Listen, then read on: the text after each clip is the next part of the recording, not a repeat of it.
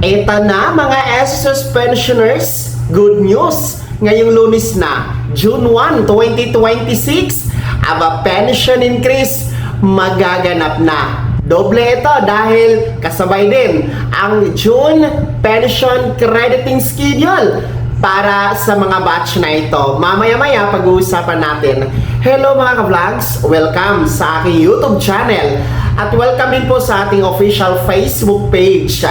Well, eto magandang balita no dahil sa wakas ngayong Lunes na, June 1, 2026, magaganap na po ang pension increase kasabay ng June pension crediting schedule para sa mga batch na ating babanggitin mamaya-maya. Well, una sa lahat, no, ay magtatapos na nga tayo sa buwan ng Mayo. Today is May 29. Araw tayo ngayon ng Biyernes. This is last working day para sa buwan na ito ng Mayo mga ka-vlogs. Kasi nga, weekend ang 30 bukas at ang end of the month which is 31 ay natapat sa linggo, no? Kaya last working day ngayon, May 29. And gaganapin na nga po ngayong buwan ng June ang mas pinaaga na pangalawang bugso para sa pension increase na kabahagi po ng pension reform program. Ito po ay mas pinaaga na binigay o ibibigay, no, instead ngayon sanang Setyembre dahil nga sa mataas ang mga bilihin ngayon dulot ng krisis sa langis. Minabuti ng SSS na mas maaga itong ibibigay para sa ating mga pensionado. Well, ngayong Lunes, June 1, mauuna po na magkaroon ng pension increase ang ating mga pensionadong kabilang sa unang batch ng mga first batch na mayroong date of contingency o araw ng kapanganakan, araw ng pagkamatay, pagkasakit o pagkabalda mula 1st to 15th day of the month. So kayo po ang buhay na mano at mauunang magkaroon ng dagdag pensyon dahil ang pension increase kasabay na nga po dito yung inyong June monthly regular pension. Alam naman natin na every first day of the month ang schedule para sa monthly regular pension ninyo mga first batch. So ngayon ang buwan ng June 1, natapat yan sa Lunes. Kung nakikita niyo po sa kalendaryo, hindi yan pula. So hindi po yan holiday at hindi din po yan weekend, Sabado or Linggo.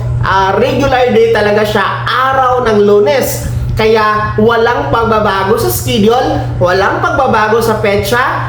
Aasahan natin ang regular pension crediting schedule plus the pension increase ngayon na yung Lunes, June 1. Alam nyo, ilang araw na lang talaga ito, no? Ilang tulog na lang, 3 tulog na lang. Magaganap na yan, mga first batch. Well, ang ating mga second batch, no? Standby lamang kayo kasi mauuna muna ang ating mga first batch kasi ang ating mga second batch sa June 16 pa naman ang schedule ninyo. No? Anyway, malapit-lapit na din po yan, no? Every 16th day kasi yung schedule ng inyong monthly regular pension crediting. Of course, kasabay na din po ang pension increase, no? That will be on June 16, araw po yan ng Martes, mga second batch. Well, magkano ba ang dagdag pensyon na aasahan ngayong Lunes? Mga first batch, makinig kayo. Para sa ating mga retiree and total disability pensioners, magkakaroon kayo ng 10% pension increase. Well, anyway, ang ating disability pensioners, it's either total disability and partial disability. Now, lahat po, whatever kung anong klase kayong disability pensioners, 10% kayo kasama ng retiree pensioners. Well, ang ating mga survivor pensioners, nasa mas mababa tayo, no? Kalahati sa 10%, 5% lamang ang dagdag pensyon ng ating mga survivor pensioners. Well, kahit pa paano, no? Meron, no? Kahit kunti lang yung 5% na yan. Malaki na din po yan kapag malaki ang ating monthly regular pension, no? Malaking dagdag na din po yan, mga ka-vlogs. So, yun po yung dagdag na aasahan natin ngayong Lunes, no? Madali lang naman yan i-compute, mga ka-vlogs. Gaya ng nasa screen nyo po, yan ang sample computation for 3 years na consecutive o magkasunod-sunod na pension increase, no? From 2025 na first tranche or first round, last September 2025, then ngayon nga June 2026, at ang pangatlo at panghuling bugso ay September 2027.